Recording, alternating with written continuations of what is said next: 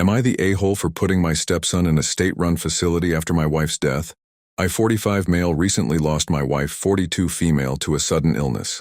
My late wife dedicated her life to her 20-year-old son, who has severe autism and requires constant care.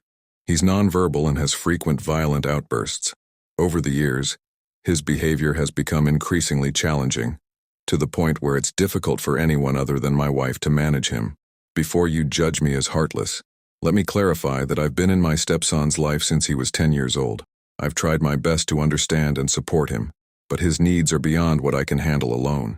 As he grew older, his outbursts became more frequent and intense. There have been countless instances where I've been injured trying to calm him down or prevent him from hurting himself or others. It's gotten to the point where I'm constantly on edge, fearing for my safety and the safety of those around us. Despite seeking help from therapists and specialists, his behavior hasn't improved. My wife was his primary caregiver and the only one who could calm him during his worst moments. But when she fell ill, everything changed. On her deathbed, my wife tearfully asked me to promise that I would never send our son to a care facility. It broke my heart to see her so desperate, and in that moment, I promised her that I would take care of him no matter what. But now, 2 months after her passing, I'm struggling to keep that promise. My stepson doesn't understand that his mom is gone. He just knows that she's not here, and he's lashing out in confusion and anger.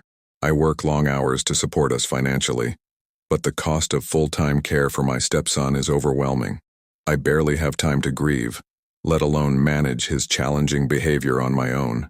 My own children, who are grown and have families of their own, are hesitant to visit because of his unpredictable outbursts.